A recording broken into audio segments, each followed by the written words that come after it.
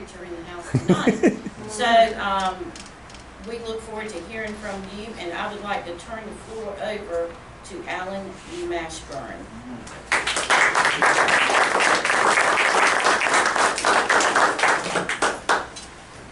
You already remind me like Baptists of Baptists because you're voting on slaw. So I feel at home. My name is Allen Mashburn, and I always give credit where credit's due whenever I have a representative in the House. A lot of times I can't give credit, but I didn't realize Representative Kidwell represented you. Hats off to him, and I'm not trying to get anything out of him. I have great respect. I am glad to be here, and this is actually, I think, my second or third trip to, not on the trail, but in over my life, my second or third trip to Little Washington. And I used to hear about it when I was a child, and I said, Mama, where's Little Washington? She said, it's over at Little Washington. That didn't help me at all.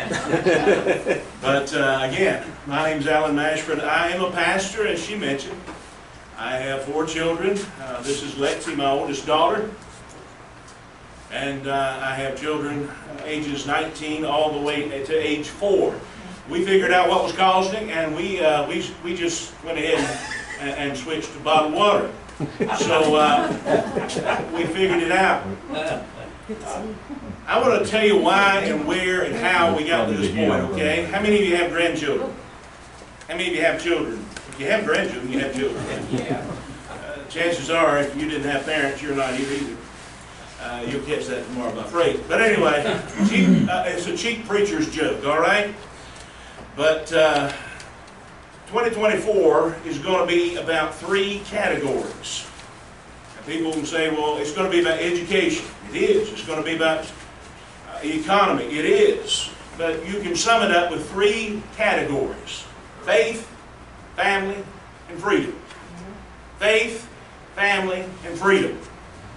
I can only remember one representative that hollered the loudest when 2020 came around and King Cooper had mandates come out.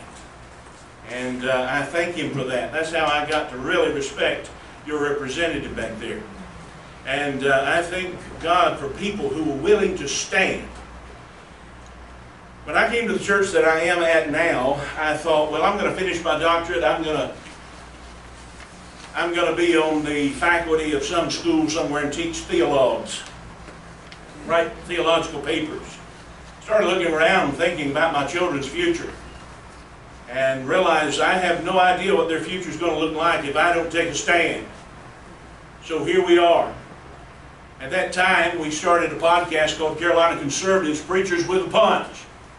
That's the tagline. We decided we want to attack the inappropriate books and the pornographic books in the schools. And we did. We started reading them over the air. We got banned from YouTube. We started reading them over Facebook. We got up to about over 500,000 impressions. Now we're down to 3,000. We went online and we put these books, the pages on the books, pictures of the pages. WRAL blurred those pictures on their news source because it was not suitable for you to consume. But it's okay for our children.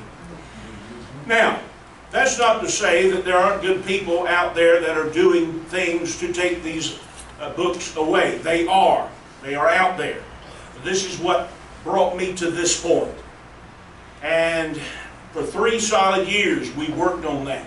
For 3 solid years, we've done our best to embrace and cause change in the school board, county school board level.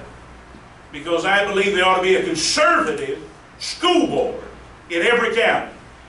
And I love what your chairwoman said, Republicans come together. We've got no choice. The other side, as my grandmother would say, are plumb crazy. And we have no choice. When you get up and tell me that a man can be pregnant, you've got nothing for me. You've got nothing to offer me. When you get up and tell me that a child ought to have puberty blockers, and thank God for the legislature what they've done. But let me tell you, the battle is not over. We have got to have men and women of principle to stand and to embrace truth. We live in a postmodernistic society where everybody has truth and truth is relative. You have truth, I have truth. No, there's only one truth. I love that. Shows where you are, shows where you are in your faith, shows where you are in your walk. At a Republican meeting here in Beaufort County, you're having to bring in extra chairs. At a Democratic meeting, they've got little circles for you to sit in. Bless their heart. I'm simply saying that I decided that I had to do something for my children. And I think every patriot ought to examine what they should do. It goes beyond the voting booth. It goes beyond standing just on Sunday. It's talking about living out what you have inside.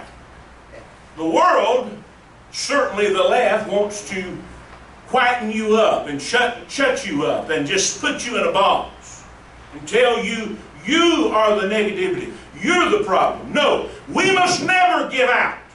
We must never give in. And we must never give up because our children demand it and their future demands. So we decided to go on this route because the Lieutenant Governor, though has limited, very limited power, he has some influence. Has influence on the State Board of Education. And let me tell you something. We have got to have a Republican governor because that State Board of Education, those positions are appointed. We've got to get King Cooper out of there and put someone in who knows who they work for, who knows who put them in that office. We have no choice. And then the Lieutenant Governor sits on the State Board of Community Colleges. That's very near and dear to my heart. I had a liberal publication come out the other day, 3 or 4 weeks ago, said that Mashburn is not a formidable candidate because he was a welder for 12 years. I don't shy away from the fact that I was a welder when I was a bivocational pastor. I was a welder for 12 years. I knew how to marry 2 pieces of metal together. My soul. I believe that man cannot be pregnant, only a woman. And I'm not formidable. How stupid. We've got to come out and realize as Republicans, we are at war. Face it, we are at war. Hold the hands up of the legislators who work and do a good job and replace those who don't and are sold out. I get told all the time already, you can't say that. I can say anything I want. I'm an American. See, it's not winning an election that's important to me. It's about making a difference for the next generation. Amen. I'm sick and tired of being told what I cannot do. And I'm ready to tell people who work for us what we should not do. And I think we ought to get a little mad as Americans every now and then. Jesse Helms was known as Senator No. I would love to be known as Lieutenant Governor No. Sitting on that Council of State, and then, thank God, hopefully, we'll have a Republican governor. We need a Republican governor, and we need a Republican Attorney General. The future is too great. Too much is at stake. We've got to work our rear ends off. And as I tell my folks in our church, we've got to get off our blessed assurance and stand up for what is right. And stand up for what is truth. And stand up for the Constitution of the United States with the same tenacity as those soldiers and those veterans who marched up Normandy knowing they would never return, but they did it anyway. And we enjoy freedom because of every bit of sacrifice and every drop of blood they shed. I'm going to give you another reason why. And I'm going to close out with this. In 2020, King Cooper's on the throne. 2019, my father started having stroke after stroke after stroke. We did our best to keep him home, but it got to the point where he had to have round-the-clock care. January 2nd, 2020, he was put in a skilled nursing facility. Everything was going fine. We were going up there seeing him. He was being fed. He was being loved. He heard our voices daily. And then March 15th, 2020 happened. Cooper did something that no governor has ever done in the history of this state. And he ordered the closing of everything. Ordered the closing of churches. And ordered that the well be quarantined. I stood with Return America and Ron Beatty as they sued the governor and won. And that's why the churches opened up later in the year. The only candidate that stood on that principle. Secondly, from March 15th to May 15th, when my father died, we never touched him for 2 months. He never heard our voice for 2 months. He never saw us for 2 months. May 14th, 2020, we were told, your father is nearing death. If you come up here, we'll roll him toward the window and you can see him. I said, that's not going to do.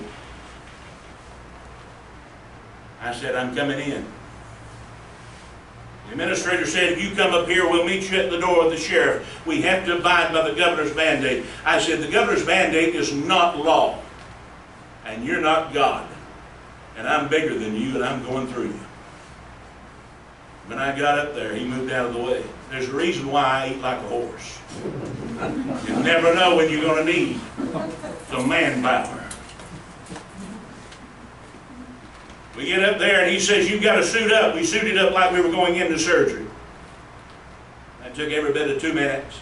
He said, you've only got 45 minutes to divide between 4 people in your family. We gave the majority of that time to my mother. From March 15th to May 15th, 2 months, we saw my father for 43 minutes. Long enough to tell him we love him. Long enough to tell him he was a good father. Long enough to tell him that thank you for everything you've done. I only had 9 to 10 minutes in there. 9 or 10 minutes is not long enough to tell your father that you're thankful for a lifetime. 2020, our world went crazy. We were called the next day on May 15th. The nurse said, we found your father. He's passed away. We don't know what time he passed away, but he's gone. 43 minutes. 43 minutes is what we had with you. You say, did you try to do anything? We sure did. We called the governor's office. You say, you think you're special? I had somebody ask me that. You think you're special? No, we weren't special. We were desperate. We called the lieutenant governor's office, who was a Republican and was not Mark Robinson at the time. Never got a call back. I decided then, if I'm lieutenant governor, anybody that calls my office is going to get a call back. No family should be left in the wind. Whether I can do anything or not, they need to hear a calming voice. That's what leadership does. And I'm not here trying to disparage any other Republicans. I'm just telling you like it is what I experienced. But here's the point. Never again. Never again. Look at me in my eyes. Never again. We are the party who can change all that. Now the legislators have done their due diligence in controlling him, should this ever happen again. But it will happen again. The election infection is here. And lockdowns are already being talked about. I just finished an article that will appear in the Washington Examiner on lockdowns and this story. We put this out online. It's already had nearly 35,000 views. I'm simply saying that my story is a story of thousands of people who went through this. Somebody's got to stand up. Somebody's got to take a stand. I'm not looking for another career. I'm not looking for another job. I don't need another title. But bless God, nobody's going to go through that again if I can help it. Somebody's got to take a stand. Somebody's got to take the bull by the horns and say, we are Americans. We act like it. Because there's too much blood that's been shed on the battlefields of our world for us to act any different. We've got to be bold. That's our tagline. You know, I got nothing to lose, everything to gain. You say, what do you mean in that? Because I'm standing, and I'm going to keep on standing, win or lose. Because it's the right thing to do. I want to stand and be a thorn in the side of the left for the rest of their days. I want to be the reason why some leftist is eating Rolaids every day. Because we're standing on principle. Because we're standing on the Constitution. And because we're standing for children. We have to be bold. There's no other place to go. This is America. We excel. We stand. We motivate. We advance. And we remain free because of the courage that we have and our faith in God. 2024 will be about faith, family, and our freedom. Do not forget that. Never let go of it. Never give in. Never give out. And never give up. Do you get discouraged? Yes, you will get discouraged. But there is no other country to go to. Every time I look at my 4-year-old son, I know I need to keep standing. And I know I'd do anything in the world to make sure that his life was easier than what I think it could be. We have no choice. I need you to stand on the principles of the Republican Party, the Republican platform. We are right. Someone asked me the other day, what are you going to do to cross the aisle and compromise with the Democrats? Nothing. That's right. I'll walk over and stick a boot in their butt. That's why we love the man. And he's a thorn in their side sometimes, most of the time. I like that coffee cup. Never apologize for being right. That's why. I had a lady walk out on me when she said, what are you going to do? Are you going to go over and compromise with the Democrats? She walked out. I said, bye. Why do we compromise if we're right? Let them compromise. We stand right on the Constitution. We stand right on morality. We stand right. We know our physiology. We know our biology. We stand tall. And we stand bold. And I am a firm believer that in 2024 we have to be bold in our faith. We have to be bold in our leadership. We have to be bold in our voting. And we have to be bold the rest of our lives. Because there's nowhere else to go. God bless you and thank you for allowing me to come. And I trust that you will stand. Keep on standing. Keep on standing. Never let down. Never let up. Never give up. Because, my friend, this country is worth fighting for. If our soldiers and our veterans could run toward bullets, then we can do this. We can do it, and we can win, and we can advance, and we can fight for right. Because it is right. We have no choice. God bless you.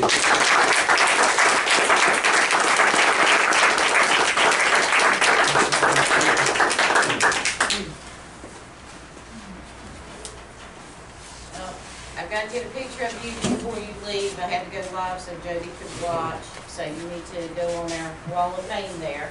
So I need to get your picture before you leave us. Okay. All right. That was excellent, excellent. Okay, elected officials reports.